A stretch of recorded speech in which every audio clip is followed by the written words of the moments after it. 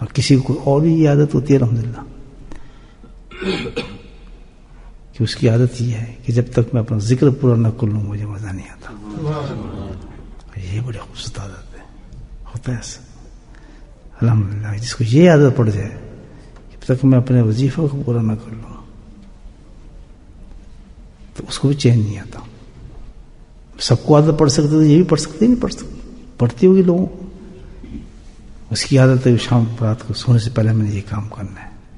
اپنا اپنا ذوق ہے, کوئی کچھ کرے کوئی کچھ کرے, اس کو یہ عادت ہے جو میرا وظیفہ ہے میرے شیخ نے دیا ہے کچھ بھی ہو جائے میں پورا کر کے سوں گا رات کو.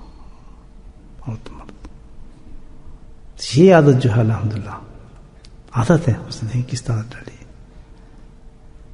اس عادت پہ الحمدللہ اللہ تعالیٰ بہت بڑی خوشخبری انسان کو دیتے ہیں, بہت بڑی خوشخبری ہے.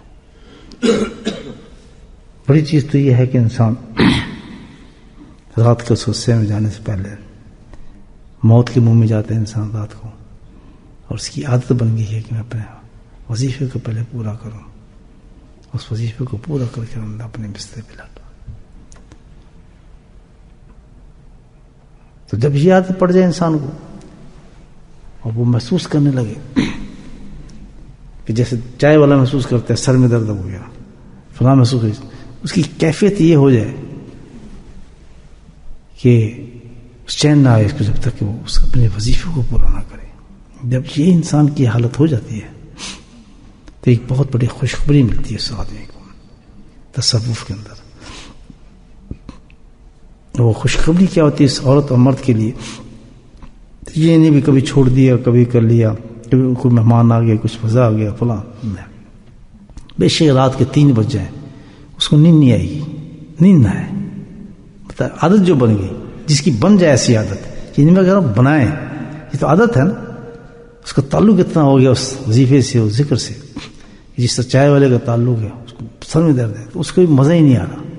کہتا یار مہمان تھے ابھی 2 بجے گئے تھک گیا ہوں اور اس تھک میں لیٹ گیا بستر پر, لیکن اس کو نہیں مزہ آئے گا, بے چین رہے گا. صحیح ہے. تو یہ کیفیت انسان کی ہو جائے, اتنا تعلق جڑ جائے اس کا اپنے وظیفے کے ساتھ اپنے ذکر کے ساتھ, تو یہاں پہ خوشخبری ملتی ہے بہت زبردست. خوشخبری کیا ہے تصوف میں؟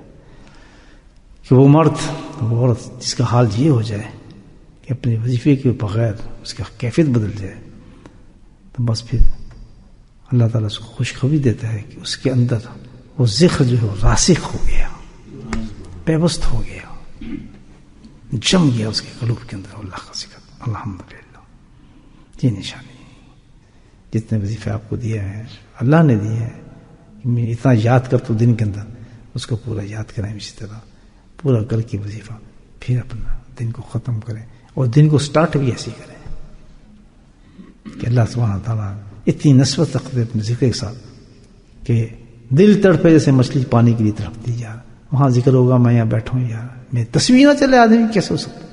مجھے پتا چلے حضرت صاحب میرے شیخ جو ہے اس مسجد میں ذکر کرا رہے ہیں تو میں کیا بیٹھ کے دوسری مسجد میں ذکر کر سکوں گا؟ آئی نا یار بڑی ہاں میں سواری پہ نہیں سوچ سکتا کہ میں بیٹھ کے اپنی تصویر کرتا ہوں, مجھے پتا ہے میرا شیخ وہاں ذکر کرا رہا ہے اور بلا وجہ کوئی مقصد نہیں آ رہا. تو کتنا بڑا دھوکے میں کھڑا ہے, اللہ کتنا اس بندے سے ناراض ہوگا. کر رہے تصویر گھر بیٹھ کے, اس تصویر کا فائدہ کیا؟ وہ دل کی طرف نہیں ہے, روح کے ساتھ مناسبت نہیں اس کی, کیونکہ جتنے بھی سلوک کا راستہ طے کون کرتا ہے؟ جسم نہیں کرتا ہے. اللہ کی طرف جو سلوک کا راستہ جو ہم طے کریں گے چل رہے ہیں یہ جسم نہیں ہے.